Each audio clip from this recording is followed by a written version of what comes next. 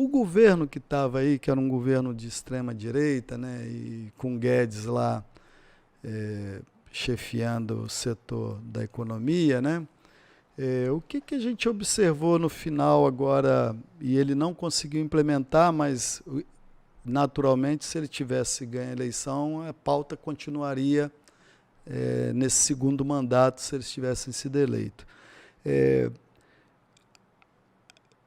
O governo do Lula com Fernando Haddad está apresentando o arcabouço fiscal onde você consegue, né, pelo menos no horizonte, né, ter um gasto menor, tentando colocar as despesas dentro da receita, né, e trabalhando políticas públicas, políticas, né,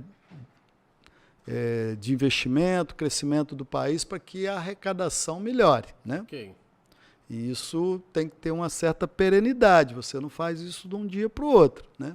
Esse ano, provavelmente, né, a gente termina o ano com déficit.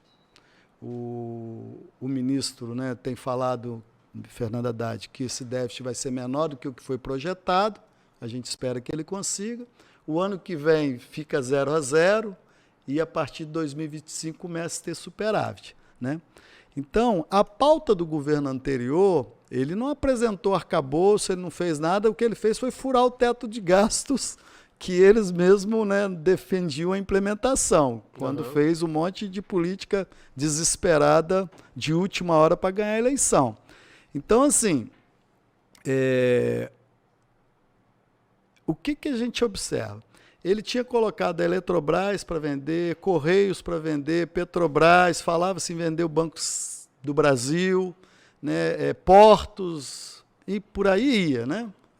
Várias empresas tradicionais aqui colocando à venda. Por quê? Porque você faz dinheiro rápido e esses déficits você cobre ele com a venda de empresa, né? Ao invés de fazer uma política para resolver o problema, você vai vendendo o que tem para cobrir, né, as despesas a mais que você gastou. Então, isso era notório. Se, por acaso, eles tivessem ganhado a eleição, esse déficit que está sendo proposto um novo arcabouço para poder você, ao longo desse governo, suprir, né, eles cobririam com venda de estatais. Então, Petrobras, Banco do Brasil, Correio, né, estaria na pauta do dia. A discussão do Correio seria. Então, infelizmente, a Eletrobras ela foi entregue no governo anterior, mas eles venderam a Transpetro, BR Distribuidora, né? Dando lucro. Venderam até o porto aqui do Espírito Santo, né? Então, assim, qual é a discussão nossa? É porque uma empresa igual a Petrobras, a Eletrobras, né, elas, o Correio, o Banco do Brasil, né, são empresas que elas têm que fazer o contraponto para poder levar para os que mais precisam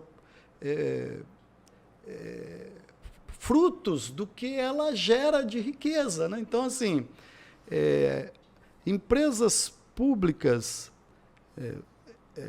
questão, por exemplo, de saneamento, né?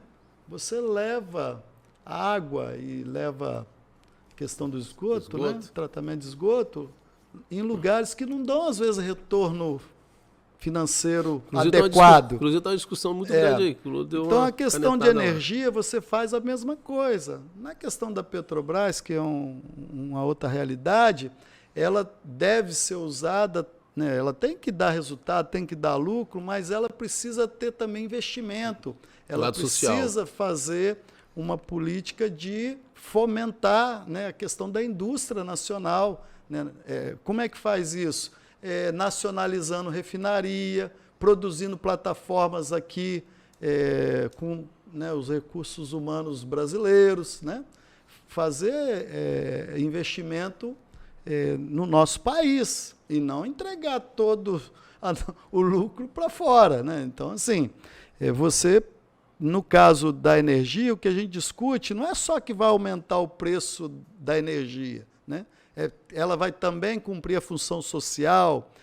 Quando você vende a empresa de energia, você vende no bojo todo o controle hidrográfico do país, né? No caso da Eletrobras, a Eletrobras, é Chesf, é Furnas, é Eletronorte, é Eletrosul, é Eletronuclear, é boa parte de Itaipu, né? Tem várias empresas brasileiras que estavam ali, né? E só para você ter ideia, a Eletrobras, o contexto dela são de 49 usinas hidrelétricas, mais de 40 usinas termoelétricas de gás e carvão. Ela tem geração eólica, ela tem geração solar, ela tem mais de 70 mil quilômetros de rede de transmissão elétrica. Não é essas que passam no meio da rua, não. É que liga o Brasil de ponta a ponta, né? Então, assim, você entrega isso tudo para a iniciativa privada e fica à mercê depois, né, do investimento deles e da boa vontade. E da boa vontade, aquele né? cara que mora lá naquela cidadezinha, lá naquele interior, lá longe, aquele produtor do campo, lá ele vai ter que... Hoje, ainda bem que está todo mundo interligado aí que o governo anterior fez. Senão, agora seria difícil. Porque você está falando de privatização, eu estava com preocupação muito grande também com os Correios, porque muita gente estava achando que ia chegar uma encomenda de drone na casa dele, entregando ali. Hoje, uma cidade pequena, no interior, com 12 mil habitantes, 10 mil habitantes, tem um correio próprio lá.